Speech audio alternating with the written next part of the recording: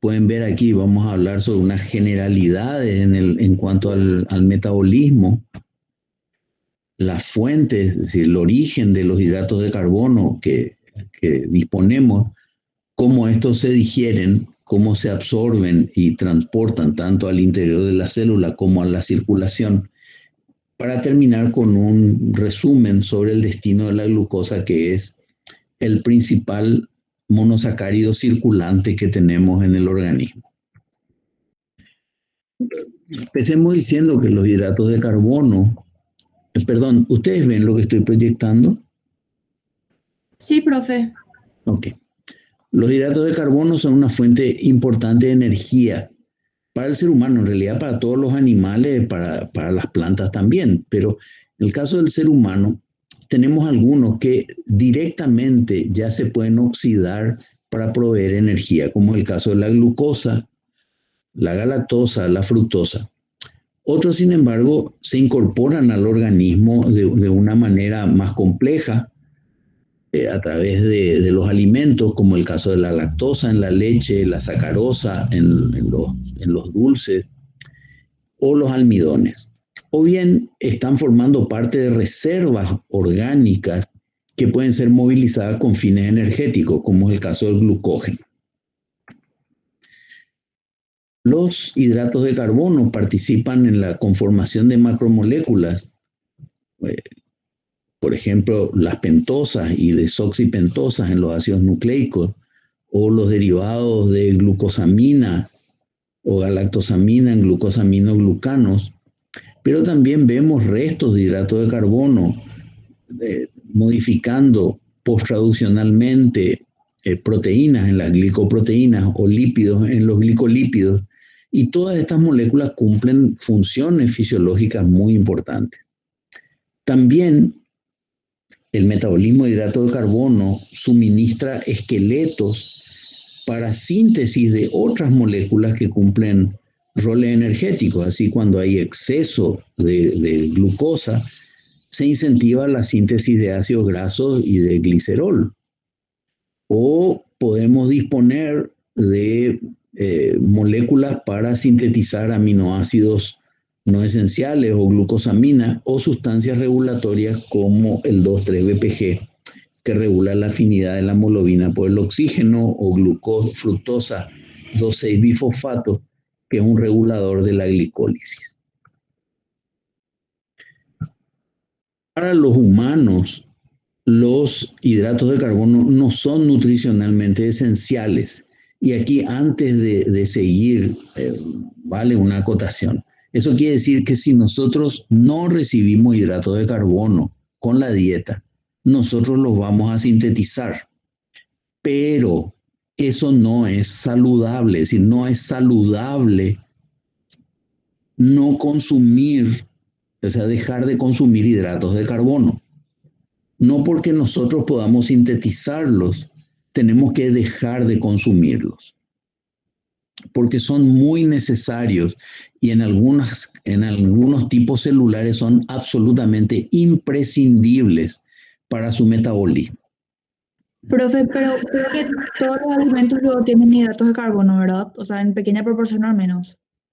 Bueno, excepto que comas manteca, ¿verdad?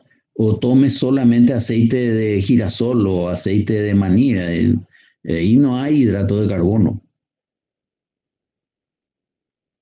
Pero quiero que se distinga bien este concepto. El que no son nutricionalmente esenciales significa que no hay obligación absoluta de que tenga que estar en la dieta.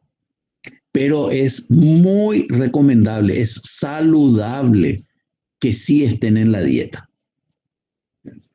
Nuestra principal fuente de hidrato de carbono son alimentos de origen vegetal, o sea, los granos, los cereales, ¿verdad? Arroz, maíz, trigo, cebada, ¿verdad? Los tubérculos, ¿verdad? Papa, eh, batata, mandioca, legumbres, ¿verdad? Porotos, alubia, arveja, el maní es una legumbre formalmente, frutas, las más diversas. Y también vamos a encontrar en alimentos de origen animal, como el caso de la lactosa de la leche.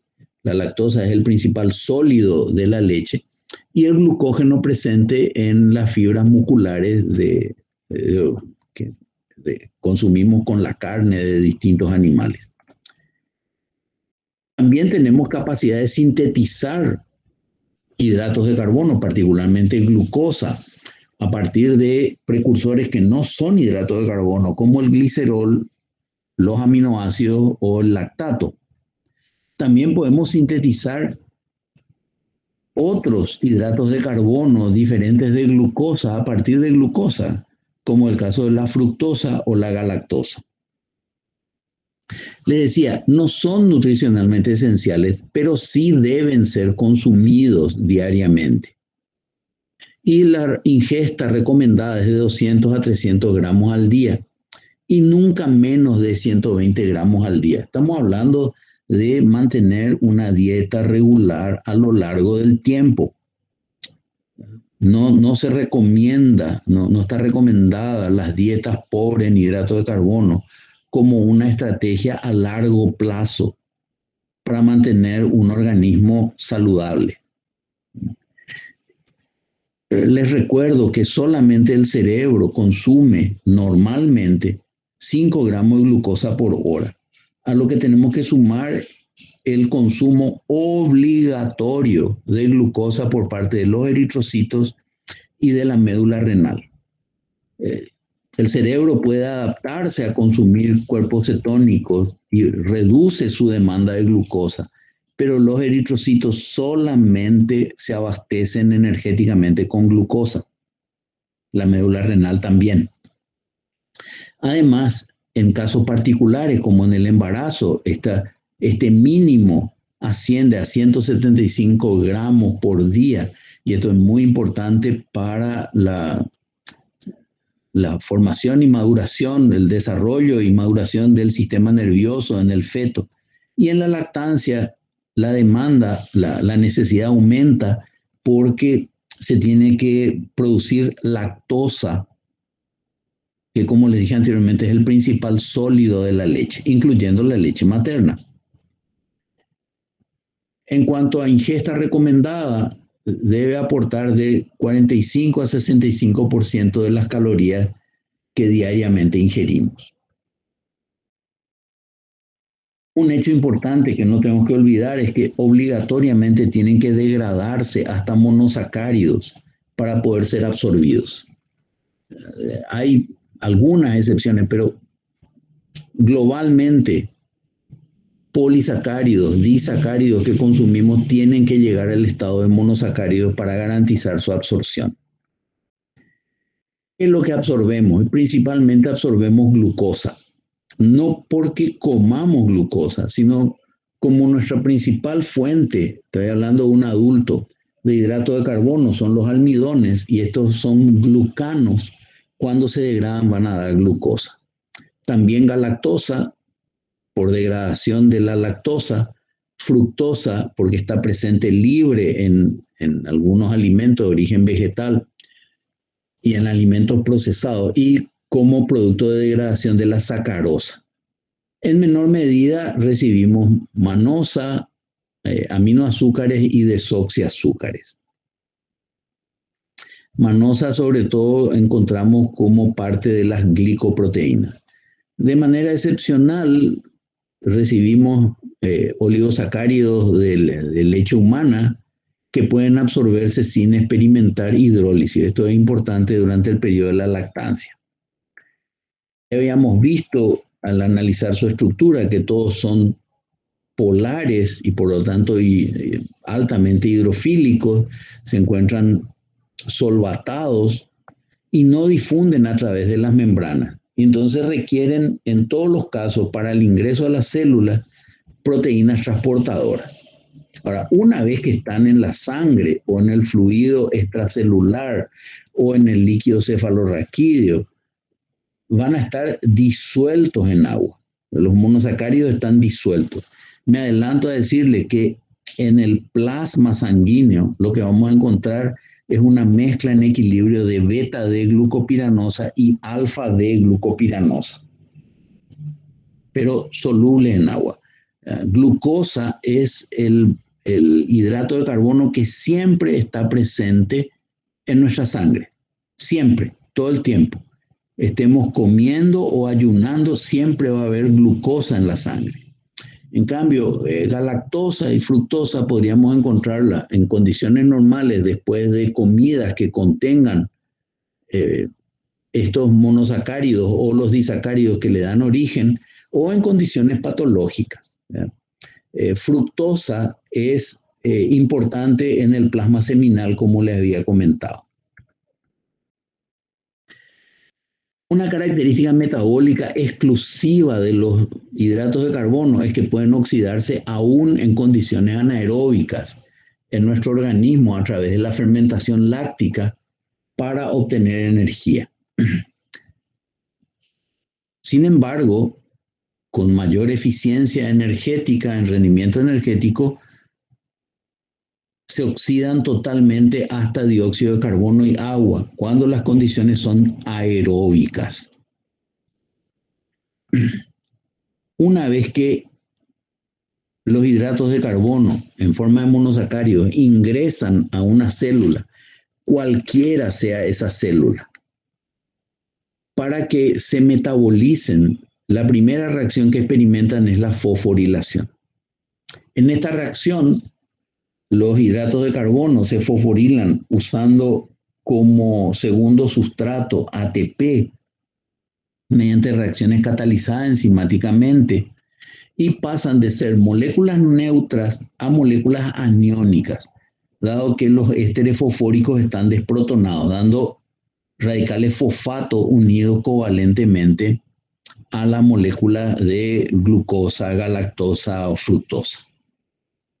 Esta reacción de fosforilación va a permitir dos situaciones, es decir, es importante del momento que permite, primero, retener a los monosacáridos dentro de la célula. Al estar fosforilados y convertirse en sustancias iónicas, ya no pueden salir de la célula a través del mismo transportador que les dejó entrar. Y además activa los monosacáridos para que puedan participar en diferentes rutas metabólicas. ¿Cuáles son las fuentes? Es decir, ¿cuál es el origen de los hidratos de carbono en nuestro organismo? La principal fuente es exógena y viene con la dieta. Durante la lactancia es la lactosa. Está aquí resaltada porque la lactosa es el principal sólido disuelto en la leche materna y en la leche de cualquier mamífero. Es el principal componente en masa.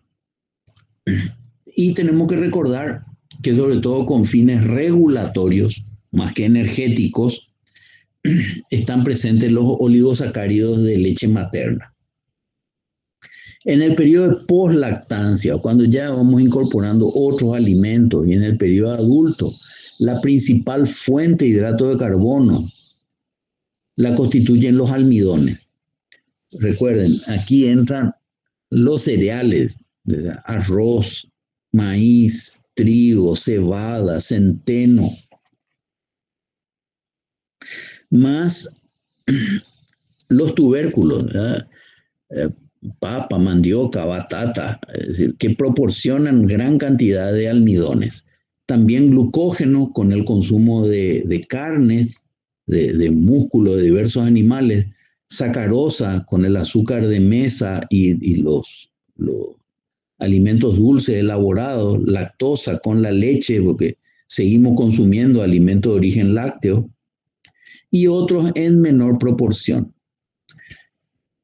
Tenemos que contar la fibra dietética como un componente importante de la dieta. Y cuando decimos fibra nos estamos refiriendo a moléculas con carácter polimérico que no son degradadas por nuestras enzimas digestivas. Aquí entran la celulosa, la hemicelulosa, las pectinas, la inulina, que es un fructano, gomas, alginatos.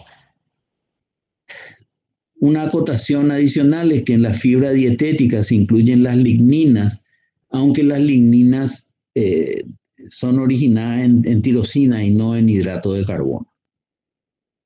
Por otro lado, tenemos fuentes endógenas. Aquí está la glucosa circulante, que glucosa presente en sangre constituye lo que llamamos glicemia.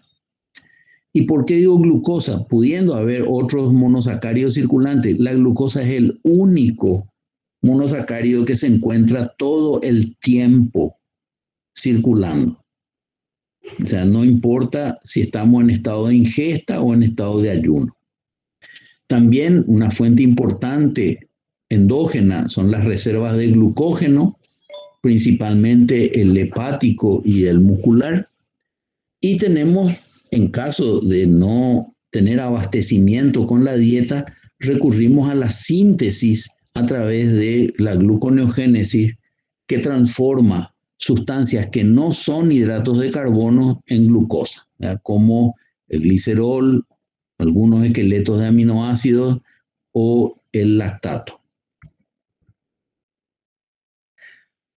Como la mayor parte del tiempo lo que estamos recibiendo a través de la dieta no son monosacáridos, esto requiere proceso de digestión para que puedan ser absorbidos.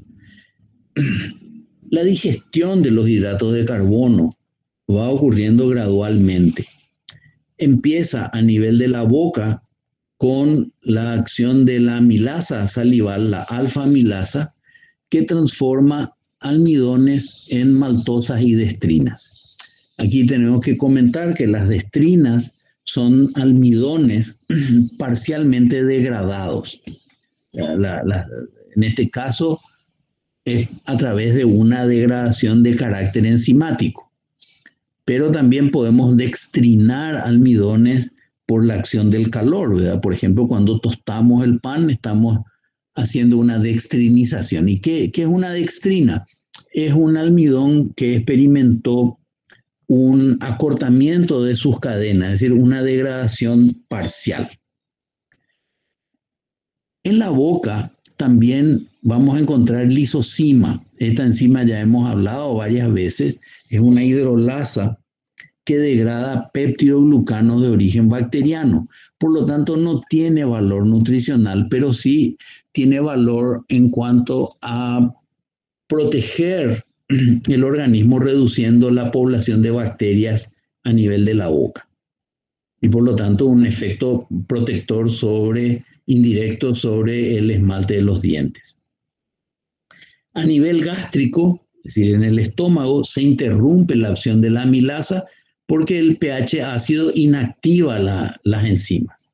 Y pasamos a una fase intestinal donde una enzima, la amilasa pancreática, con las mismas características hidrolíticas que la alfa-amilasa salival, va a degradar almidones y también las destrinas para producir maltosa, un disacárido de glucosa, isomaltosa, un disacárido de glucosa, pero con enlace 1,6, maltotriosa, un trisacárido de glucosa, y pequeñas cantidades de glucosa.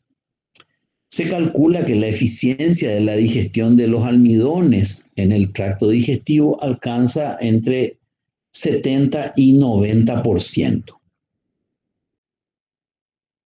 A través de estos procesos que se dieron en la boca y en el intestino, no hay capacidad todavía de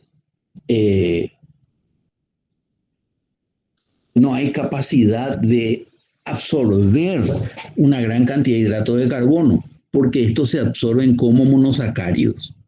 Y para lograr eso, hay unas disacaridasas ubicadas en membrana luminal de los enterocitos, que a diferencia de las amilasas, estas disacaridasas están fijas en la membrana, no se vierten a la luz del tracto digestivo. ¿Qué van a hacer estas disacaridasas? Degradan disacáridos y oligosacáridos, pero también glucosilceramida, que deriva de la degradación parcial de lípidos complejos. para producir finalmente monosacáridos como glucosa, fructosa, galactosa, eventualmente algo de manosa, si hubiera glicoproteínas que se degradaron, y estos ya van a poder ser absorbidos. A nivel del colon llegarán aquellos sacáridos que no fueron digeridos por la amilasa, la actividad amilasa o por las disacaridasas, ¿verdad? Sobre todo lo que constituye la fibra, y podría ser atacado por enzimas bacterianas. Estas en condiciones anaeróbicas fermentan, incluyendo oligosacáridos no digeridos, produciendo ácidos grasos de cadena corta y otros de cadena media, además de gases, ¿verdad? Como dióxido de carbono, metano e hidrógeno. Y esto va a ser particularmente importante con la presencia de algunos oligosacáridos como rafinosa y estaquiosa.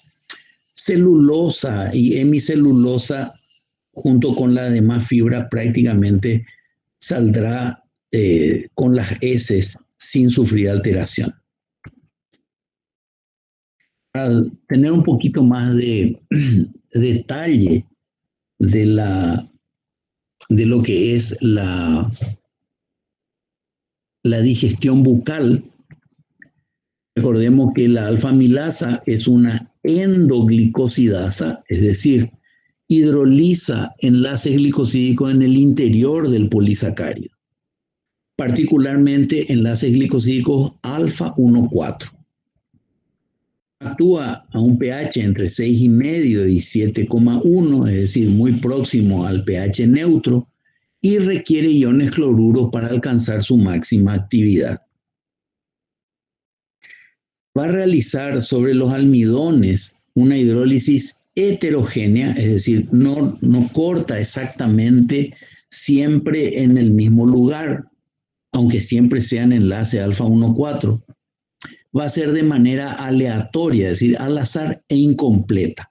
Por lo tanto, de la acción de la alfa-amilasa salival no podemos esperar que haya hidrólisis total de los almidones.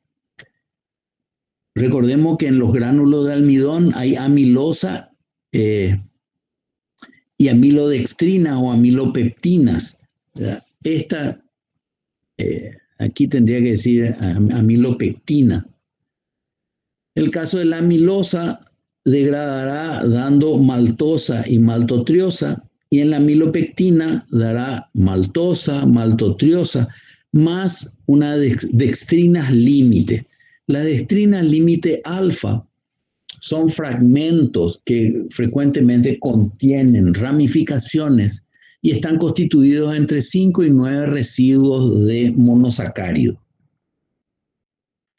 La degradación de almidones en la boca es incompleta, apenas hasta el 30%, por dos motivos. Uno, que la amilasa no tiene capacidad para hidrolizar enlaces alfa 1,6.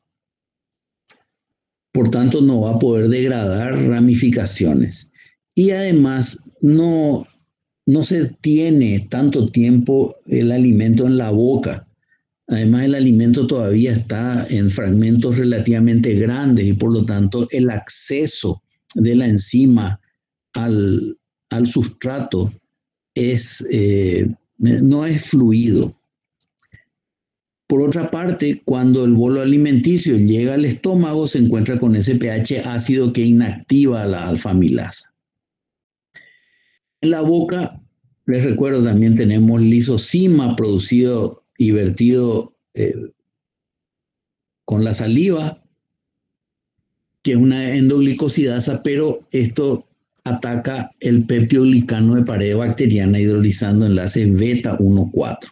Esto no tiene valor nutricional, sino para proteger sobre todo los dientes de los ácidos que producen las bacterias si se encuentran en cantidades muy importantes, ¿no?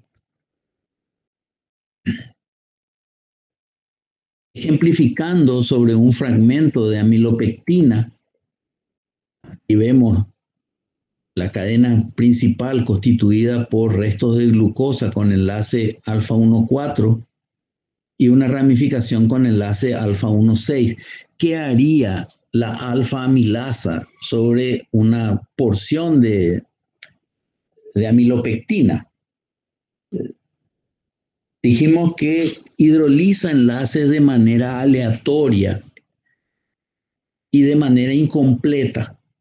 Entonces aquí donde vemos las flechas azules actuaría la alfa amilasa liberando, por ejemplo, maltosa, o sea, disacárido de glucosa, pero también como lo hace de manera poco sistemática, podría liberar maltotriosa a través de la hidrólisis del mismo tipo de enlace, siempre alfa 1,4. Con lo cual no dejaría este enlace alfa 1,6 sin degradar y las proximidades de una ramificación constituyendo lo que se llama dextrina límite alfa.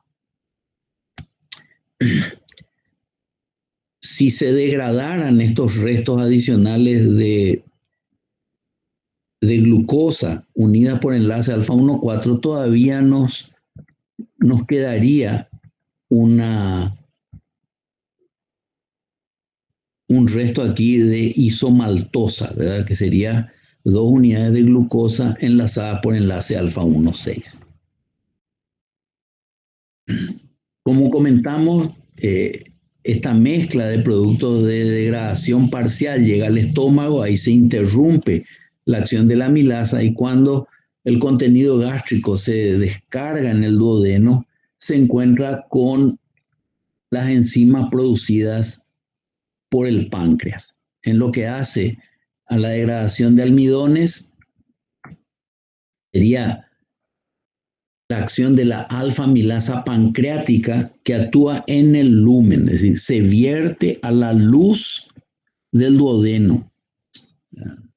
No queda adosada a la membrana de la célula, sino que se vierte y ahí se va a mezclar con el contenido que se descargó del estómago, ya neutralizado por el bicarbonato del jugo pancreático, de manera que va a replicar la acción de la amilasa salival. Es decir, va a hidrolizar enlaces glicosídicos alfa 1,4 interiores a las moléculas de amilosa y amilopectina a un pH muy próximo al neutro, a 7,1, siempre requiriendo la participación de iones cloruro y estabilizándose con iones calcio. La alfa amilasa pancreática, como decíamos, replica la acción de la enzima salival, por lo tanto va a ser una degradación parcial de amilosa, amilopectina y glucógeno si estamos consumiendo fibras musculares. Y en el intestino le vamos a agregar la acción de las sacaridasas de los enterocitos. Y aquí presten atención que estamos hablando de enzimas localizadas en la membrana luminal, lo que se llama también borde en cepillo de los enterocitos. Por lo tanto, estas enzimas no se vierten a la luz intestinal. Estas sacaridasas van a tener como sustratos disacáridos y trisacáridos que pueden ser presentes en la dieta o aquellos que vienen de la acción de las amilasas y van a permitir efectivamente liberar monosacáridos para su absorción. La amilasa pancreática es una alfa-glicosidasa 1,4, dijimos, va a producir los mismos productos de la amilasa salival y le tenemos que sumar la actividad de las glicosidasas de membrana. Y aquí tenemos la glucoamilasa, que degrada fragmentos de amilosa, es decir, polisacárido lineal de glucosa, la alfa 1,6 glicosidasa o isomaltasa, que degrada la isomaltosa y también puede atacar algunas dextrinas límite alfa, y la maltasa, que degrada disacáridos y trisacáridos como maltosa y maltotriosa, degradando enlaces glicosídicos alfa 1,4. También tenemos otras muy importantes, oligosacaridasas en los enterocitos, que degradan enlaces glicosídicos alfa 1,4, alfa 1,6 y beta 1,4 de disacáridos y oligosacáridos. ¿De dónde proceden estas moléculas? Pueden ser de la acción de las amilasas o de disacáridos u oligosacáridos presentes en los alimentos, ¿verdad? Disacáridos como lactosa, sacarosa, trealosa, maltosa, pero también oligosacáridos como rafinosa o estaquiosa. ¿Cuáles son las actividades sacaridasas de la membrana de los enterocitos? Y estas son la sacarasa alfa-glicosidasa, denominada también comúnmente sacarasa o invertasa, cuyo sustrato es la sacarosa. Degrada enlace alfa 1,2, liberando glucosa y fructosa. Y esto nos permite aprovechar el azúcar de caña o el azúcar de remolacha, el azúcar de mesa que habitualmente consumimos como tal o integrando alimentos dulces. También tenemos una actividad maltasa en los enterocitos, en la membrana, que ataca la maltosa degradando un enlace alfa 1,4 y libera 2 unidades de glucosa. La beta-galactosidasa, esta es una enzima importantísima, sobre todo en la etapa de lactancia, pero en realidad toda la vida, pero sobre todo en la lactancia, que degrada un enlace glicosídico beta 1,4, liberando por su acción a partir de la lactosa, galactosa y glucosa. También disponemos de una actividad beta-glucosidasa que degrada glucosilceramida. Dijimos que esto es un remanente de glucoesfingolípidos liberando glucosa y ceramida. Y una actividad trealasa que degrada enlace glicosídico alfa 1,1 para liberar 2 moléculas de glucosa. En esta tabla tienen el resumen de estas actividades de disacaridasa u oligosacaridasa que terminan por completar la hidrólisis de disacárido o oligosacárido de la dieta o aquellos que derivan de la acción previa de las amilasas, tanto salival como pancreática.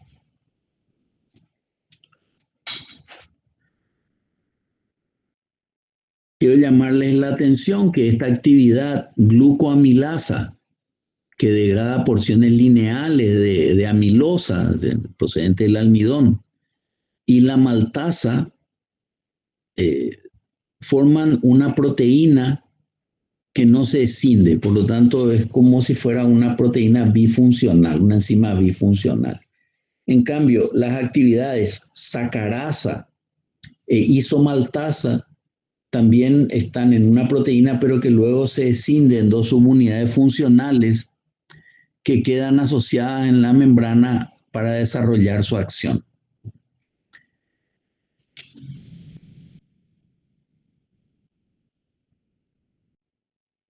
En resumen, el proceso digestivo de los hidratos de carbono de la dieta tiene por objeto hidrolizar este tipo de enlace glicosídico mediante la acción de hidrolasas.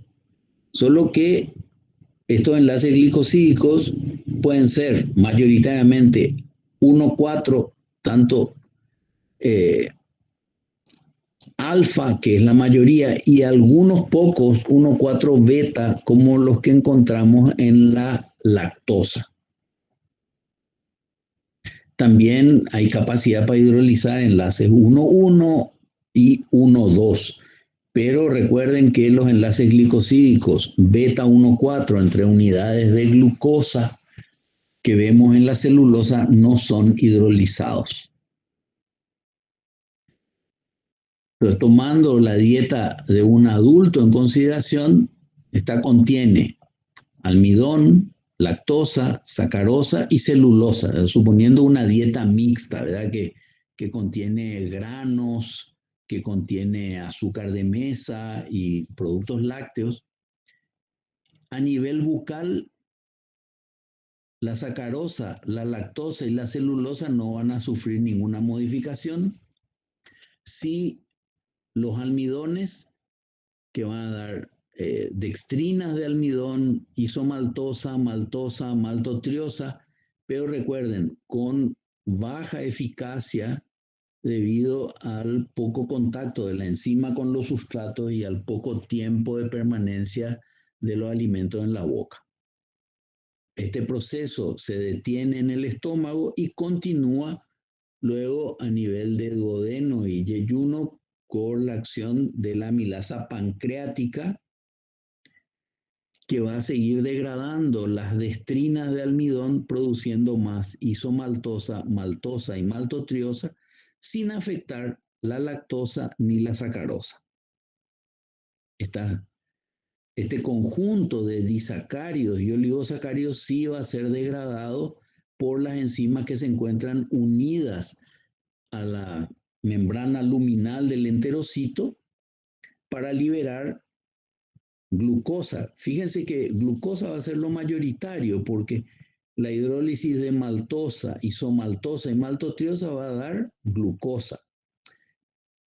La hidrólisis de lactosa va a dar galactosa y glucosa. Y la de sacarosa va a dar fructosa y glucosa. Por lo tanto, mayoritariamente va a ser glucosa lo absorbido a nivel del intestino. O sea, sin olvidar que absorbemos también fructosa y galactosa y podríamos absorber cantidades menores de otros monosacáridos como manosa, por ejemplo. Como son componentes hidrosolubles de la dieta, estos van a pasar a la circulación portal que llega al hígado, ¿verdad? Y el hígado va a actuar regulando en gran medida cuánto de estos monosacáridos pasan a la circulación general. Por otra parte, la fibra dietética, constituida mayoritariamente por celulosa, va a seguir su tránsito hacia el intestino grueso y va a ser eliminada con las heces. Vamos a discutir aquí el rol que desempeñan estas fibras, dado que retienen agua para facilitar la evacuación, aumentan el volumen de las heces y también retienen ciertos componentes nocivos, eh, tanto presentes en la dieta como de algunas secreciones digestivas, impidiendo su absorción. Un detalle a considerar, sobre todo importante en la época de la lactancia, en los neonatos, es la acción de la beta-galactosidasa. Recordemos que la lactosa es el principal sólido de la leche y es una fuente energética importantísima para el recién nacido y para el lactante. Solo que es un disacárido, por lo tanto no puede ser absorbido directamente y requiere la acción previa de una hidrolasa que escinda este enlace glicosídico beta 1,4 entre una molécula de galactosa y una de glucosa. Les recuerdo que esta disacaridasa, beta-galactosidasa, se ubica en la membrana luminal del enterocito. Y en algunos casos, bueno, primero, no todos los recién nacidos expresan los mismos niveles que beta-galactosidasa. Y también hay que considerar que algunas poblaciones de adultos pierden la habilidad de expresar esta enzima. y por lo tanto se vuelven poco tolerantes a la lactosa. Y habrán oído decir que algunas, sobre todo personas ancianas y eh, también de algunas razas en particular, ya de adultos no, de adultos y sobre todo adultos mayores no consumen leche porque les distiende el abdomen, le dan gases y le dan incomodidad. Y esto se debe a que dejan de expresar galactosidasa. Cuando hay una deficiencia en la expresión de la lactasa, recuerden que lactasa y beta-galactosidasa es la misma enzima a la que nos estamos refiriendo. ¿Qué ocurre? Que el disacárido no se hidroliza para dar galactosa y glucosa y sigue su tránsito hacia el intestino grueso. Aquí tenemos un primer problema a nivel de lo que ocurre con los lactantes y es que esta deficiencia le está privando de una fuente de energía importantísima. Su único hidrato de carbono prácticamente es lactosa. Pero además, como la lactosa es atacada por las enzimas bacterianas que fermentan la lactosa, va a producir gases, dióxido de carbono e hidrógeno, y esto produce distensión abdominal. Pero también se producen intermedios ácidos que van a irritar la pared intestinal y hace que se retenga agua en la luz intestinal. Además, aquí tenemos unos sólidos disueltos que atraen agua y eso ocasiona adicionalmente diarrea y deshidratación. A esto tenemos que sumar el hecho de que aumenta el tránsito intestinal, reduciendo la absorción de otros nutrientes presentes en la dieta. Por tanto, estos casos tienen que ser identificados rápidamente para retirar lactosa de la leche. O sea, obviamente no va a poder recibir leche de la madre a menos que esa leche sea tratada enzimáticamente para hidrolizar la lactosa o recibir preparados lácteos, leches maternizadas, en las cuales hubo tratamiento enzimático para degradar la lactosa. No es que se le saca, se le retira la lactosa, sino que se hidroliza de manera que ya tenga galactosa y glucosa libres disponibles para su absorción. Como detalle adicional para terminar esta parte sobre la digestión, podemos recurrir a la inhibición de la glicosidasa intestinal, de la alfa-glicosidasa, con una molécula llamada acarbosa. Es un pseudo tetrasacárido de origen microbiano que inhibe la actividad alfa-glicosidasa intestinal. ¿Para qué serviría este inhibidor enzimático?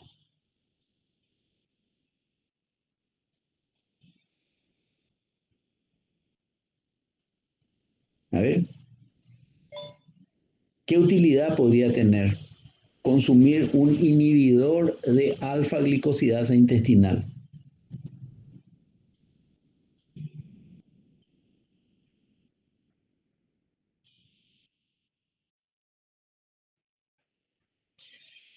Por ejemplo, si queremos reducir la digestión de los almidones y la subsecuente absorción de glucosa, por ejemplo, en la diabetes o en el tratamiento de la obesidad, ¿verdad? Porque el consumo de almidones finalmente termina mediante el proceso digestivo en la absorción de glucosa y esta glucosa en el caso de un diabético contribuye a aumentar la glicemia, pero también en las personas obesas la acumulación de productos del metabolismo de glucosa en forma de triacilgliceroles.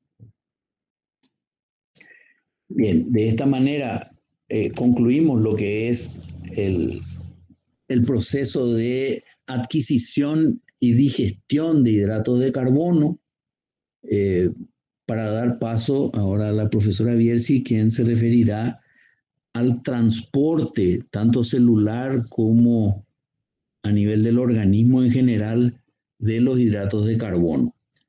Quisiera saber si tienen alguna duda, alguna pregunta hasta esta parte desarrollada. Ok, muchas Profe, gracias. yo tengo una pregunta, Sí, pero no sé si está tan relacionado con el tema. ¿Por qué, por ejemplo, comer, o sea, se dice que comer mucha mandioca está relacionado con el cretinismo? no, pero eso no No es sé por si el qué tan cierto. almidón. Eso no es por el almidón. Resulta que algunas variedades de mandioca contienen, si te fijas en la presentación 6.2, entre los heterócidos aparece lina marina, que es un glicósido cianogénico. Y los glicósidos cianogénicos producen cianuro. Uno de los mecanismos para detoxificar cianuro convierte cianuro en tiocianato a través de la acción de una enzima llamada rodanasa. Y el tiocianato interfiere con la adquisición de yodo por parte de la glándula tiroides. Y de ahí esa relación entre el consumo, pero sobre todo el consumo de ciertas variedades de mandioca, eh, que podría contribuir a disminuir la producción de hormonas tiroideas, pero no por el almidón, sino por otros compuestos que se encuentran sobre todo en la cáscara de la mandioca, que son glicósidos cianogénicos. ¿Está claro? Sí, profe, muchas Sí, gracias. pero no es el almidón el que tiene esa actividad.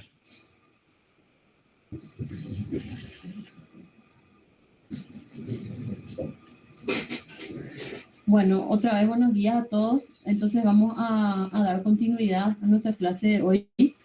Fíjense que nosotros estamos introduciéndonos a lo que es el metabolismo de hidratos de carbono. Más bien estaríamos en lo que es la fase premetabólica, ¿verdad? El profesor les habló de las fuentes de hidratos de carbono, los tipos de hidratos de carbono que recibimos con la dieta y de qué manera estos son digeridos y disponibilizados, digamos, para su absorción, ¿verdad? Vamos a hablar entonces ahora de la absorción de los monosacáridos a nivel del tubo gastrointestinal, y específicamente de los transportadores, ¿verdad? Las proteínas involucradas en la absorción de los monosacáridos, pero no solamente en la absorción, sino también en el transporte de monosacáridos al interior de las células. Pero antes de continuar, quisiera saber si se me escucha bien, si se ve bien. Sí, profe. Sí, profe. Bueno, muy bien. Entonces, pasemos ahora a los mecanismos de absorción de los monosacáridos. Los monosacáridos no difunden libremente al interior de los enterocitos de manera relevante, con excepción de las pentosas, ¿sí? Entonces, hay una pequeña absorción, digamos, de algunos monosacáridos, sobre todo pentosas, que ingresan al enterocito por libre difusión, pero en general se requiere de la participación de proteínas integrales de membrana para el transporte de los monosacáridos. Estas proteínas integrales podrían, o sea, pueden o están implicadas en dos tipos de transporte. Transporte activo, es decir, en contra de un gradiente de concentración, y transporte por difusión facilitada, es decir, a favor del gradiente de concentración, ¿sí? Entonces, la absorción de monosacáridos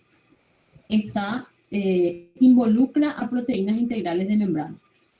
Entonces, algunas de estas proteínas hacen transporte en contra de gradiente, es decir, transporte activo, y son las proteínas de la familia SGLT, son las siglas en inglés del nombre de la proteína. Y como implica transporte en contra de gradiente, es decir, cuando hablamos de transporte en contra de gradiente de concentración, es transporte es un proceso endergónico, ¿sí? Y como ustedes saben, a nivel biológico, cualquier proceso endergónico para que pueda ocurrir debe acoplarse a otro más exergónico. Eso lo estudiamos en bioenergética y se aplica a todos los procesos, no solamente a las reacciones.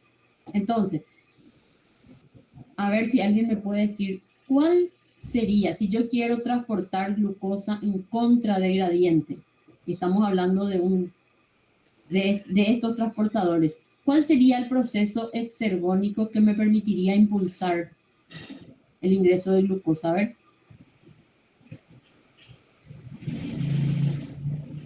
Hidrólisis de ATP no sería, profe. Podría ser hidrólisis de ATP en algunos casos, pero particularmente en este caso, ¿de qué estamos hablando? Acá no hablamos de ATP. Concentración de iones. Claro, específicamente, Sodio. claro. Es decir, estamos hablando de una proteína que, utilizando la energía liberada por el ingreso de sodio a favor del gradiente de concentración, permite transportar glucosa en contra del gradiente. Es una proteína que está acoplando dos procesos. Un proceso exergónico, que es el ingreso de sodio a favor del gradiente, con otro endergónico, que es el ingreso de glucosa en contra del gradiente de concentración. Este tipo de transporte de monosacáridos se da solamente en el epitelio intestinal, es decir, participa en la absorción de glucosa y también en el epitelio tubular renal. El resto de las células incorpora glucosa por transporte independiente, bueno, glucosa y un poco de otros monosacáridos, de manera independiente de sodio mediante proteínas de la familia de transportadores GLUT. Estos transportadores GLUT realizan transporte por difusión facilitada, es decir, a favor del gradiente de concentración, y están presentes en todas las demás células. Después vamos a ver que hay diferentes tipos de transportadores GLUT. Ahora, antes de continuar, yo quisiera hacerles una pregunta, quisiera que ustedes piensen. ¿Por qué les parece que es importante que el transporte de glucosa a nivel del epitelio intestinal y tubular renal sea transporte activo y no por difusión facilitada? A ver.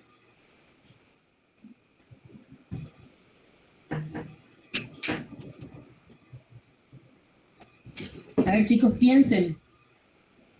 Piensen y respondan, no importa si se equivocan. Profe, ¿puede haber un exceso de glucosa en orina también por la absorción del tubular renal, tal vez? Por ahí va la cosa. Bueno, vamos por parte. En el epitelio intestinal, vamos a orientar un poquito más la pregunta. En el epitelio intestinal, ¿qué ocurriría si el proceso de absorción de glucosa se diera solamente por difusión facilitada y no hubiera transporte activo? ¿Qué pasaría? Se perdería glucosa por ahí. Saldría la glucosa en caso de que las concentraciones de glucosa sean altas, como es en el momento que nos estamos digiriendo. Exactamente. Si la absorción de glucosa dependiera solamente de transporte por difusión facilitada, ¿sería posible absorber toda la glucosa que resulta de la digestión? Evidentemente no, porque la difusión facilitada se da por gradiente de concentración. Es decir, que absorberíamos glucosa hasta que las concentraciones de glucosa del lumen intestinal y el enterocito se igualen. Una vez que las concentraciones se igualen, todo el resto de glucosa se perdería por las heces. Y normalmente eso no sucede. ¿Por qué? Porque se absorbe toda la glucosa que se produce como resultado de la digestión. Es decir, que la glucosa se transporta, aunque la concentración de glucosa en el enterocito sea mayor que en el lumen intestinal, igual la glucosa va a entrar. Por eso es importante que la absorción se dé por transporte activo, para que no se pierda glucosa por la materia fecal. Aunque algunos desearíamos eso para bajar de peso, ¿verdad? Pero lamentablemente no es así, ¿verdad? Se absorbe toda la glucosa que consumimos.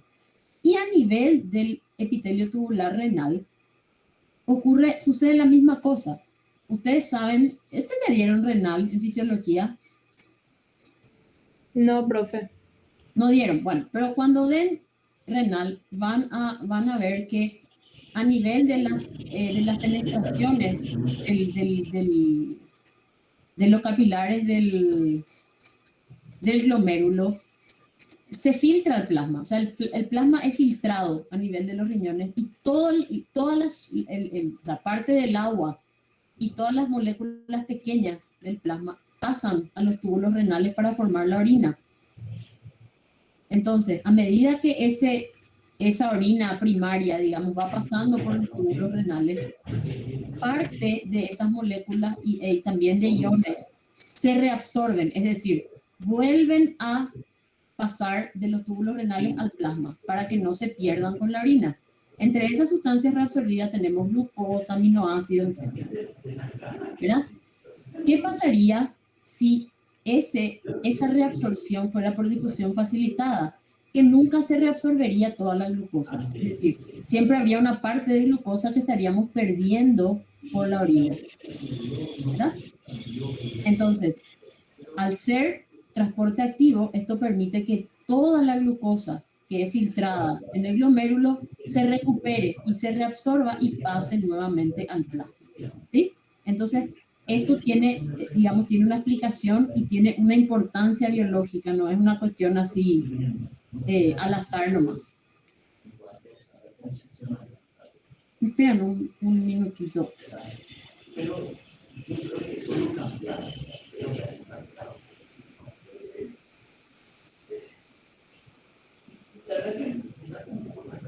Pues sí participé en una especie de reconsideración de esto. Bueno, entonces, se entendió, ¿verdad? En todas las demás células participan del transporte los transportadores GLUT que transportan glucosa a favor del gradiente de concentración.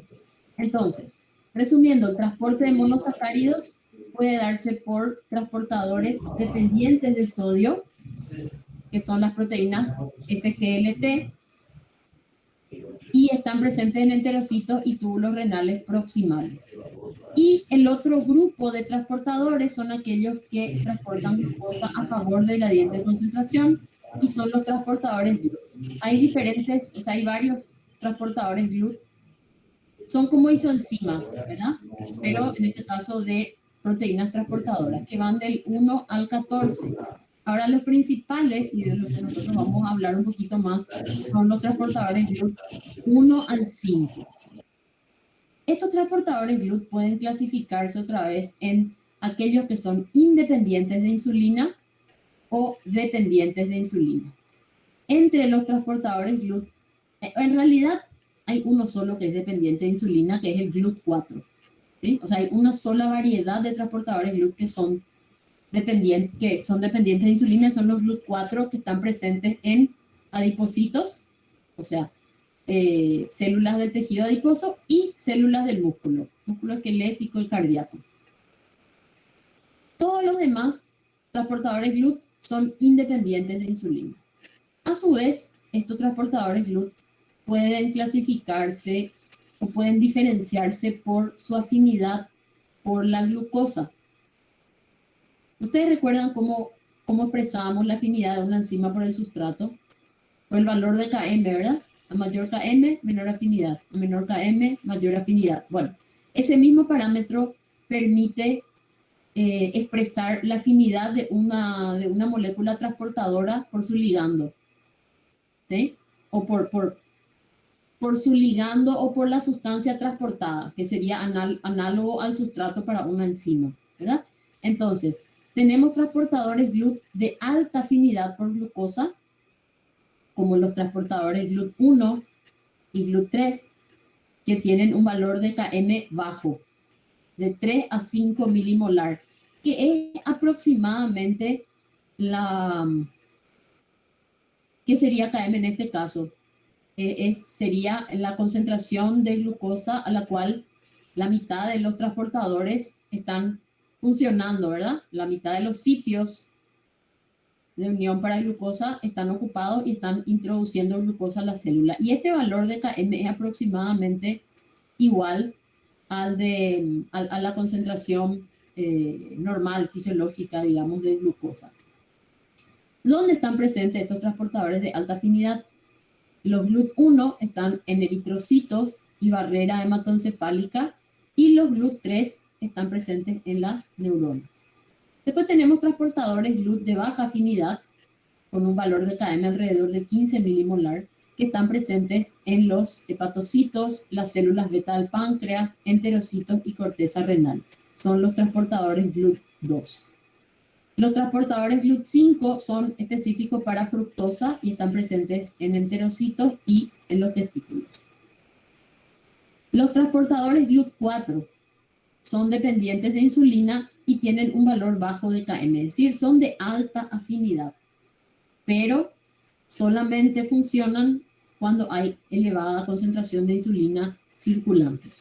Ahora yo quisiera analizar un poquito, porque esto es una cuestión que pareciera muy, decir, bueno, tenemos que saber cuál tiene alta Km, baja Km, pero ¿qué sentido tiene esto? Bueno, esto no es algo, no es una cuestión, como una curiosidad más que tenemos que saber, sino que tiene un sentido, ¿verdad? Todo tiene un sentido. El hecho de que algunos transportadores sean dependientes de insulina y otros no, y el hecho de que unos tengan alta afinidad y otros baja afinidad.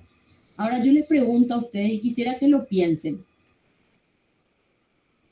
¿Por qué es importante que los transportadores GLUT que están presentes en eritrocitos y en las neuronas sean de alta afinidad por glucosa? A ver. Porque necesitan glucosa en su metabolismo. Por su alto requerimiento de glucosa. Dependen exclusivamente de eso. Exactamente. Tipo, no pueden oxidar otra cosa. Lo primero que dijeron está bien, porque necesitan glucosa para su metabolismo, pero resulta que todas las células finalmente necesitan glucosa para su metabolismo, pero no todas las células tienen el mismo requerimiento de glucosa, y no solamente eso, no todas las células dependen exclusivamente o casi exclusivamente de glucosa para su metabolismo. Ahí está la diferencia, ¿verdad? Entonces, ¿qué es lo que sucede con los eritrocitos? Los eritrocitos, como ustedes ya saben, son células que carecen prácticamente de todas las vías metabólicas, solamente hacen glicólisis y vía de la pentosa. Entonces, los eritrocitos consiguen su ATP exclusivamente por glicólisis. Es decir, que para los eritrocitos es indispensable una provisión permanente de glucosa, independientemente de que la glicemia sea alta o baja. ¿Me explico? Entonces, los eritrocitos tienen que tener glucosa todo el tiempo. Ni aunque yo no esté comiendo y esté en hipoglicemia igual. Entonces, los eritrocitos requieren de transportadores de glucosa de alta afinidad, de tal manera que puedan meter glucosa aún a concentraciones bajas de glucosa. Y lo mismo sucede con las neuronas. En el caso de las neuronas, no por el mismo motivo exactamente, porque las neuronas pueden también obtener energía a partir de otras fuentes, ¿verdad? Pero sí, las neuronas requieren de una fuente permanente de glucosa. A pesar de que puedan obtener energía por otras vías, sí requieren de glucosa permanentemente y en cantidades importantes. Entonces, es por eso que es importante que los transportadores GLUT3 de las neuronas también sean de alta afinidad, ¿sí? Entonces, digamos que cuando hay hipoglicemia, las únicas células que no van a dejar de recibir glucosa, van a tener una fuente permanente de glucosa, son los eritrocitos y las células del sistema nervioso central. Ahora, ¿por qué es importante que los hepatocitos, en especial los hepatocitos y las células beta del páncreas, tengan transportadores de baja afinidad por glucosa, que son los GLUT2? Para que no haya un exceso de glucosa. ¿No sería para que pueda salir la glucosa cuando hay baja concentración en otros lados? Muy bien, es un aspecto interesante que yo no le iba a mencionar, pero es interesante lo que estás mencionando. Bueno, a ver, vamos a pensar en el rol de los hepatocitos y las células beta del páncreas en el metabolismo de la glucosa. Los hepatocitos pueden obtener energía mediante la glicólisis, pero la glicólisis no es su fuente principal de obtención de energía. Es decir, los hepatocitos pueden prescindir de la glucosa como fuente de energía. Sin embargo, los hepatocitos cumplen un rol muy importante cuando hay un exceso de glucosa, en la hiperglicemia. ¿Por qué? Porque los hepatocitos tienen que meter toda la glucosa que sobra y almacenarla en forma de glucógeno o convertirla en ácidos grasos, ¿verdad?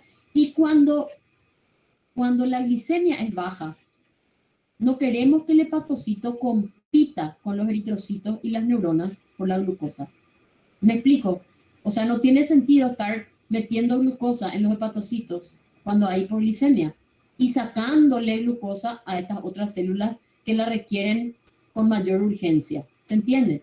Entonces, el hecho de que los transportadores de glucosa que están presentes en los hepatocitos tengan baja afinidad implica que cuando hay baja glicemia, la glucosa no entra en el hígado. ¿Se entiende? Solamente va a entrar, los hepatocitos solamente van a incorporar glucosa cuando su concentración sea elevada. Lo mismo en las células beta del páncreas, y esto es muy importante porque recuerden que las células beta del páncreas liberan insulina en respuesta al ingreso de glucosa. Es decir, cuando entra glucosa a las células beta del páncreas, estas empiezan a secretar insulina. Entonces, cuando nosotros queremos que haya mucha insulina, que se libere insulina, cuando la glicemia es baja o cuando es alta. Alta. Claro, nosotros solamente queremos que las células beta del páncreas liberen insulina cuando hay hiperglicemia, ¿sí? Entonces, cuando la glicemia es baja, como los receptores presentes en las células beta son de baja afinidad, cuando la glicemia es baja no va a entrar glucosa al páncreas y no se va a liberar insulina. Mientras que cuando haya hiperglicemia, estos transportadores GLUT2 de las células beta van a dejar entrar a la glucosa y van a estimular la secreción, la liberación de insulina por el páncreas. Es decir, estos transportadores GLUT2 funcionan como unos sensores de glicemia. Es como que cuando la glicemia es baja están apagados y cuando la glicemia sube se encienden, ¿verdad? Y se activan todos los procesos destinados a disminuir la hiperglicemia, ¿verdad? ¿Cuáles son esos procesos? La captación de glucosa por el hígado para su almacenamiento en forma de glucógeno y la liberación de insulina para, que es la hormona justamente que activa todos los procesos que tienden a reducir la glicemia. En cuanto a los transportadores GLUT2 que están presentes en adipocitos y miocitos, fíjense que son de alta afinidad. Entonces uno podría decir, les hago esta pregunta, son de alta afinidad, ¿eso significa que van a competir con los eritrocitos y las neuronas cuando la glicemia es baja? No. No, ¿por qué no? Fíjense que tiene una KM incluso más baja que los GLUT1 y GLUT3. ¿No sería porque son dependientes de insulina? Muy bien, ahí está la clave. Son de muy alta afinidad, pero son dependientes de insulina. Entonces, cuando haya hipoglicemia, estos GLUT4 no van a estar funcionando. ¿Por qué? Porque aunque sean de alta afinidad, no van a funcionar porque no va a haber insulina circulante. ¿Entienden? Entonces, estos transportadores GLUT4, a pesar de que son de alta afinidad por glucosa, solamente se van a activar al mismo tiempo que se activen los GLUT2. ¿Sí? ¿Por qué? Porque justamente cuando los GLUT2 se activen y dejen entrar glucosa a las células beta del páncreas, se va a liberar la insulina necesaria para la activación de los transportadores GLUT4. ¿Se entendió esto? Sí, profe. Bueno, muy bien. Entonces, resumamos un poquito los tipos de transporte de glucosa por diferentes órganos y las características de los transportadores. Tenemos entonces los transportadores de glucosa dependientes de sodio que realizan transporte activo y están presentes, todos ellos son insensibles a la insulina, están presentes en el epitelio intestinal y en los túbulos renales principalmente, también en el plexo coroideo. Y los transportadores que introducen glucosa a la célula, bueno, pueden introducir o sacar glucosa dependiendo del gradiente de concentración, y esos son los transportadores GLUT. Entre los transportadores GLUT podemos reconocer aquellos que son sensibles a la insulina, que son los GLUT4, ¿verdad? Presentes en músculo esquelético y cardíaco y en el tejido adiposo. Y los que son insensibles o independientes de insulina, que son en realidad todos los demás, ¿verdad? Presentes en eritrocitos, leucocitos, cristalino, córnea, hígado, cerebro, etc. Otra vez, entre estos podemos discriminar entre aquellos que son de alta afinidad o baja afinidad. Si bien hay un solo tipo de transportadores GLUT dependientes de insulina, que son los GLUT4, y están solamente presentes en el músculo y tejido adiposo, en términos cuantitativos, estos dos tejidos sumados constituyen la mayor masa. O sea, tienen una masa mayor que estos otros. Es decir, que la mayor parte de la masa corporal, ¿verdad?, depende de insulina para utilizar glucosa como fuente de energía. Bien, aquí podemos observar, esto que acabamos de ver es transporte de glucosa en general, de monosacáridos en general, ¿verdad? Ya sea para la absorción de glucosa o para el transporte a otras células. Ahora concentrémonos en este momento específicamente en el transporte de glucosa que tiene que ver con la absorción de monosacáridos en los enterocitos. Tenemos aquí un esquema que nos muestra el enterocito con su membrana apical o luminal que está en contacto con el lumen del intestino delgado, ¿verdad? Y la otra membrana que sería la membrana basal, que está en contacto ya con el medio extracelular y lo que sería la circulación, el sistema circulatorio.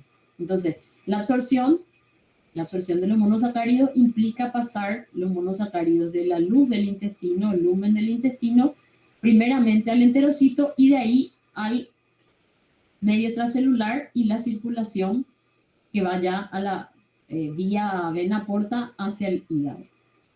Entonces, en este proceso de absorción están implicados tanto transportadores que están presentes en la membrana apical como otros que están en la membrana basal que permiten pasar los monosacáridos del enterocito hacia la circulación portal. A nivel de la membrana apical tenemos, o sea, el transporte o el ingreso de los monosacáridos se da principalmente por mecanismos de transporte activo mediados por los receptores, por las proteínas SGLT dependientes de sodio, es decir, es cotransporte con sodio. O sea, estos transportadores introducen glucosa o galactosa en cotransporte con sodio. Entonces, glucosa y galactosa pueden ingresar en contra de su gradiente de concentración a la par que ingresa sodio a favor del gradiente. Es decir, que estas proteínas en realidad están acoplando dos procesos. Esto funciona como el acoplamiento de reacciones. ¿Se acuerdan? Cuando acoplábamos una reacción endergónica con la hidrólisis de ATP. Bueno, esto funciona de la misma forma. Se acopla un transporte endergónico en contra de gradiente con un transporte exergónico de sodio a favor de gradiente. Para que puedan ingresar estos monosacáridos en contra de gradiente, debe mantenerse un gradiente de sodio. Es decir, permanentemente debe haber menor concentración de sodio en el enterocito que en el lumen intestinal. Y para mantener ese gradiente, entonces el enterocito debe expulsar sodio hacia el medio extracelular. Y entonces este gradiente de sodio es mantenido por unas bombas llamadas bombas sodio-potasio ATPasa que se encuentran en la membrana lateral del enterocito, que eliminan, o sea, expulsan del enterocito 3 iones sodio conjuntamente con el ingreso de 2 iones potasio. Y este proceso es impulsado por la hidrólisis de ATP. Es decir, la reacción neta de esta bomba sodio-potasio ATPasa consiste en acoplar la hidrólisis de una molécula de ATP con la expulsión o el bombeo de 3 iones sodio y el ingreso de 2 iones potasio al enterocito. Fíjense que tanto la expulsión del sodio como el ingreso de potasio se dan en contra de su gradiente de concentración. Es por eso que este proceso implica la hidrólisis de ATP. Entonces, finalmente, alguien había mencionado el transporte de glucosa, de monosacáridos a nivel intestinal, depende de la hidrólisis de ATP. Sí, en realidad sí depende de la hidrólisis de ATP. No directamente, porque este transportador de monosacáridos transporta los monosacáridos utilizando la energía liberada por el transporte exergónico del sodio hacia el interior. Pero, a su vez, este proceso está acoplado con el funcionamiento de la bomba sodio-potasio ATPasa, que mantiene el gradiente de sodio en un proceso dependiente de la hidrólisis de ATP. A continuación vamos a ver un poquito cómo se acoplan estos dos procesos y lo que es la estequiometría del proceso. Pero antes de pasar a eso, veamos los demás procesos implicados en el transporte. En la membrana apical existe también transportadores GLUT5 que son específicos para la fructosa. Introducen fructosa a favor de gradiente de concentración. Todos estos monosacáridos absorbidos que ingresaron al enterocito pasan posteriormente al espacio extracelular y a la circulación portal mediante transportadores GLUT2 de baja afinidad que están presentes en la membrana basal. Entonces, a nivel de la membrana basal, este transporte sí ya depende del gradiente de concentración.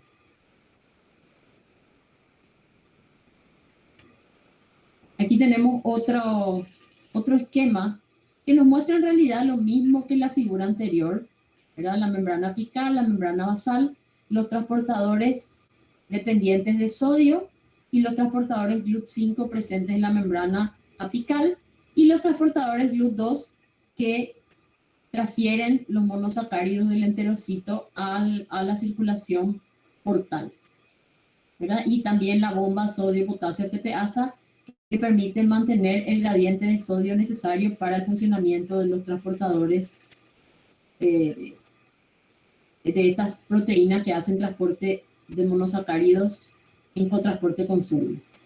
El detalle adicional que nos permite visualizar esta figura es algo que ya habíamos mencionado previamente, que existe transporte por difusión simple de pentosas que van del lumen intestinal al enterocito y de allí a la circulación portal. Entonces, el ingreso de glucosa, como ya habíamos mencionado, el ingreso de glucosa a los enterocitos y a las células del epitelio tubular proximal renal está impulsado por la alta concentración de sodio en el espacio extracelular. Es decir, para que entre glucosa a los enterocitos y a las células tubulares renales, se requiere mantener un gradiente de sodio entre el espacio extracelular y el interior de la célula. Por cada ion sodio que ingresa, se cotransporta, o sea, sin porte, una molécula de glucosa, empleando estos transportadores. Entonces, recuerden, es importante que a nivel de las células, de los enterocitos y de las células tubulares renales, se mantenga ese gradiente de sodio. Y ese gradiente de sodio es mantenido por las bombas sodio-potasio ATPasa, que en realidad, según la clasificación actual, se consideran enzimas de la clase 7. Este conocimiento se ha empleado para la utilización de ciertas drogas que son inhibidores selectivos de estos transportadores dependientes de sodio, que se llaman canagliflozina, dapagliflozina y empagliflozina. ¿Qué son estas drogas? Son inhibidores selectivos del transporte, del simporte de glucosa con sodio, que pueden actuar a nivel del epitelio tubular proximal renal. Estos transportadores son responsables del 90% de la reabsorción de la glucosa. ¿Para qué podrían utilizarse estos inhibidores de los transportadores de sodio? Para tratar como un tratamiento complementario de la diabetes mellitus. A ver si alguien me puede explicar por qué. O sea, ¿cuál sería el beneficio de usar alguno de estos inhibidores?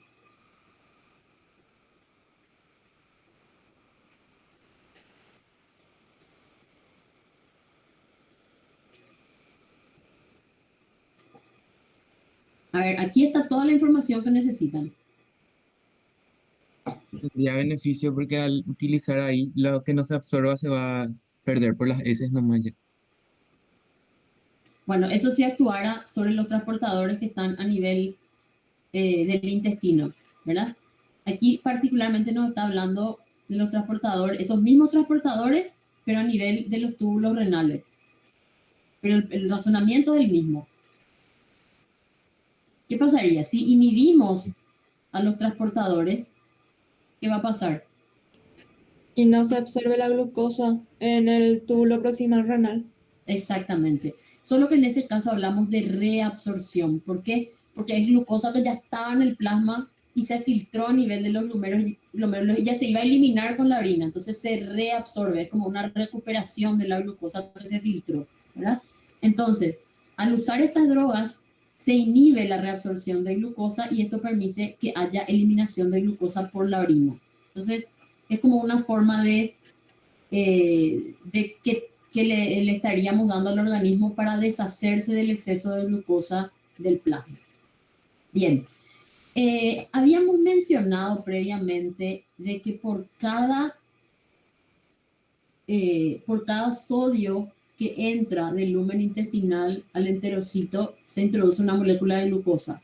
Y también habíamos mencionado que ese gradiente de sodio es mantenido por la bomba sodio-potasio ATPasa. A ellos les dije que en realidad el funcionamiento de estas proteínas que hacen el transporte de glucosa por simporte con sodio estaría acoplado al funcionamiento de esa bomba. Entonces vamos a ver de qué manera se acoplan estos procesos.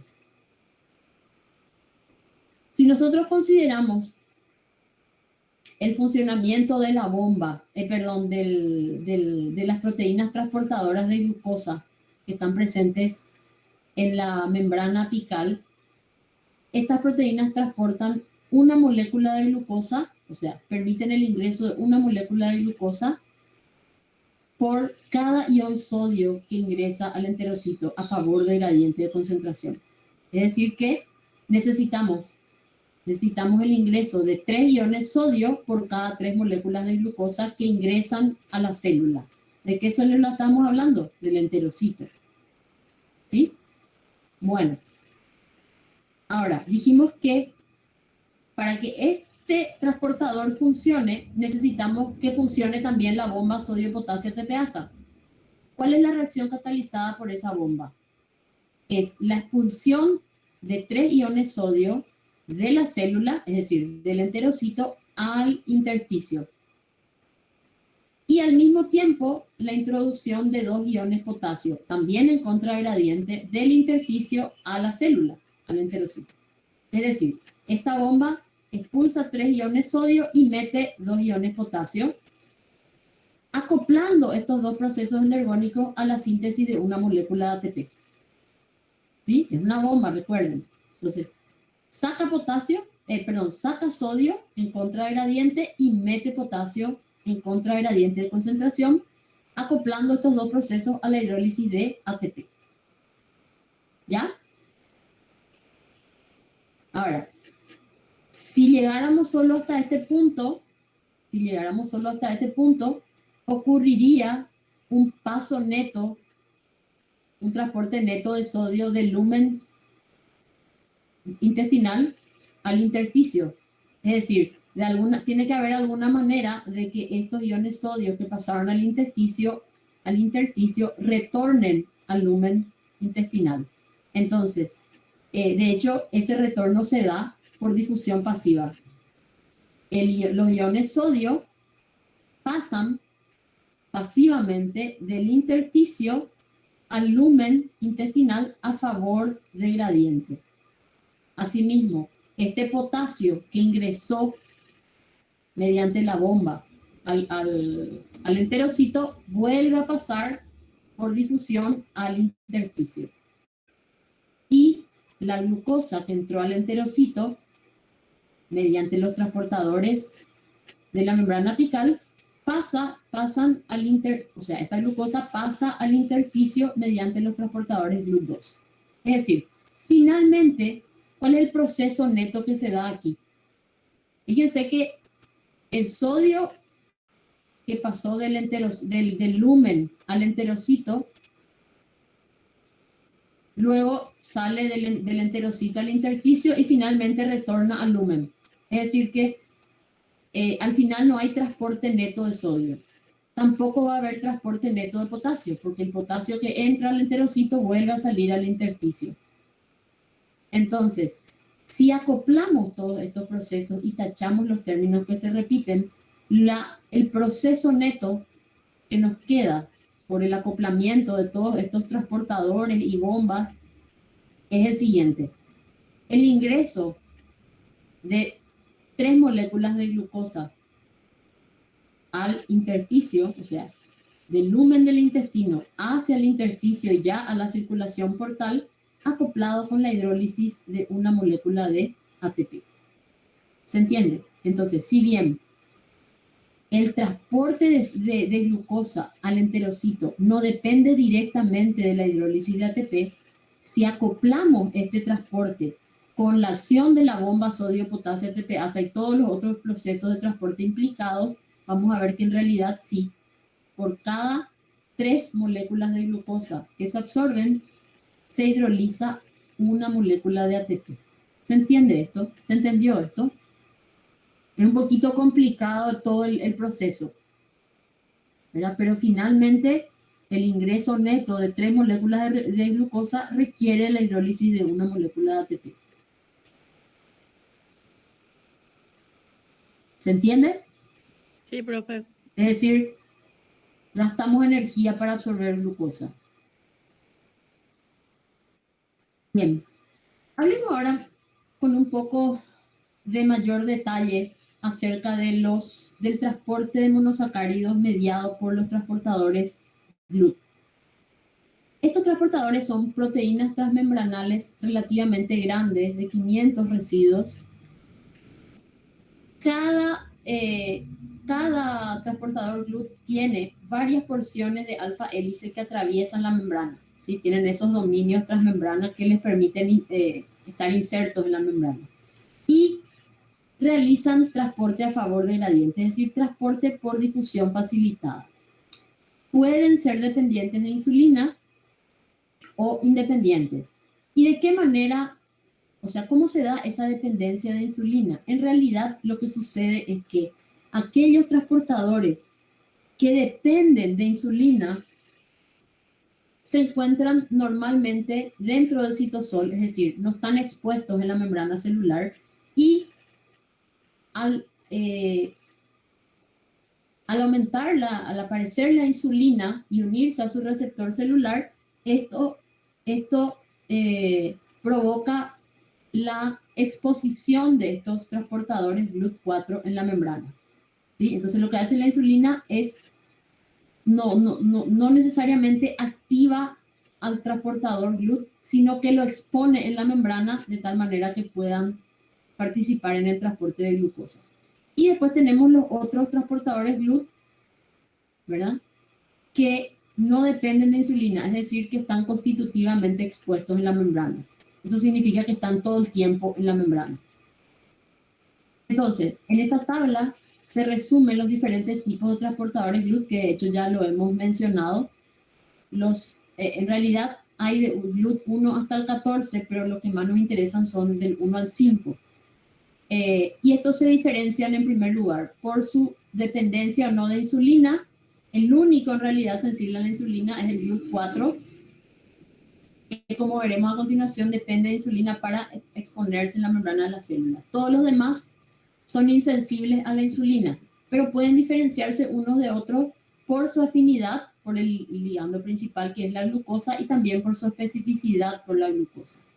Los transportadores GLUT 1, GLUT 3 y GLUT 4 son de alta afinidad por glucosa.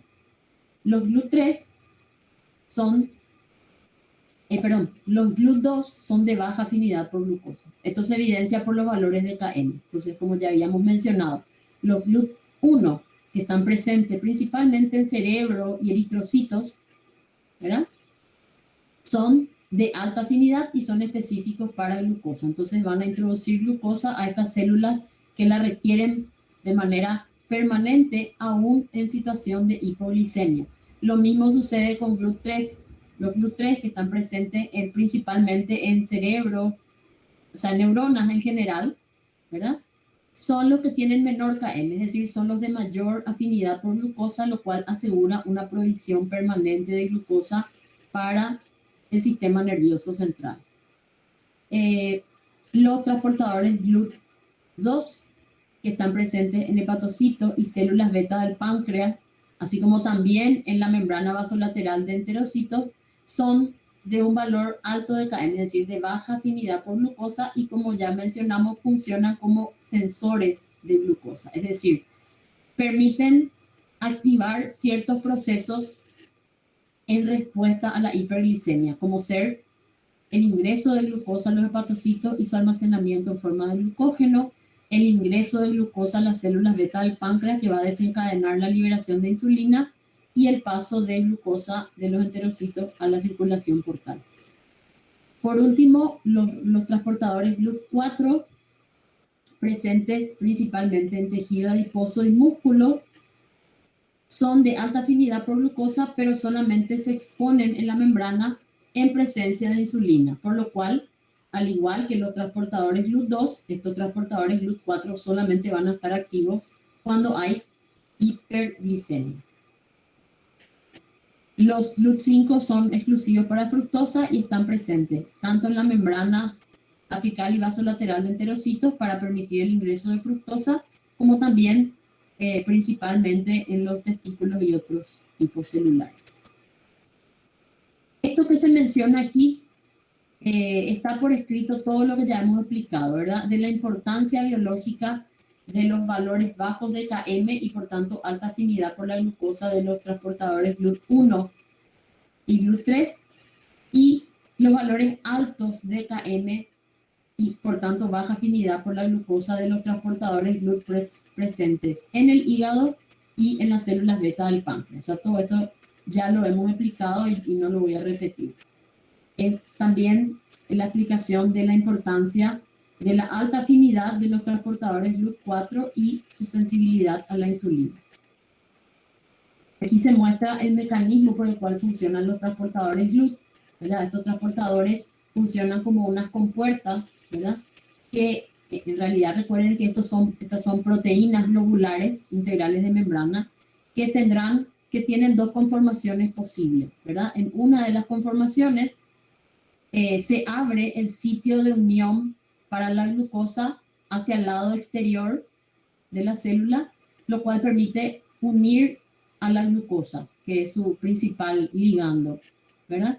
Una vez que la glucosa se ha unido, entonces esta unión provoca un cambio conformacional que abre la compuerta hacia el interior de la célula, permitiendo el paso de la glucosa. Una vez que la glucosa sale de su sitio de unión, entonces el receptor, el transportador, vuelve a su conformación inicial, y así sucesivamente. aquí podemos ver de qué manera la presencia de insulina desencadena o produce la exposición en la membrana de los transportadores LUT4. ¿Qué es lo que sucede? Como ya habíamos estudiado en la unidad anterior, las células, principalmente células del músculo y tejido adiposo, pero no solo esas células, pero principalmente esas células, tienen en su membrana receptores para insulina, ¿verdad? En realidad, como les decía, estos receptores para insulina están también en otras células, pero este efecto se produce solo en células musculares y adiposas, ¿verdad? Entonces, cuando la insulina se une a su receptor, que es un receptor de tipo tirosinquinasa, es decir, tiene actividad enzimática en su dominio citosólico, al unir insulina se activa la actividad tirosinquinasa, el receptor se autofosforila y a su vez provoca la fosforilación, desencadena una cascada de fosforilaciones que puede resultar en varias respuestas, pero y una de esas respuestas, uno de esos efectos de la unión de la insulina a su receptor es que provoca la fusión de ciertas vesículas que contienen estos transportadores de glucosa con la membrana plasmática. Entonces, se une la insulina al receptor, eso desencadena una cascada de fosforilaciones que termina con la fusión de vesículas en la membrana de la célula y esto permite la exposición de estos transportadores GLUT4 en la membrana. Una vez que estos transportadores GLUT4 quedan expuestos en la membrana, permiten el ingreso de glucosa al interior de la célula. Es decir, que estas células del músculo o adipocitos van a permitir el ingreso de glucosa mientras que haya insulina unida a su receptor. Es decir, mientras dure la hiperglicemia, porque la hiperglicemia es lo que permite, lo que desencadena que exista insulina circulante.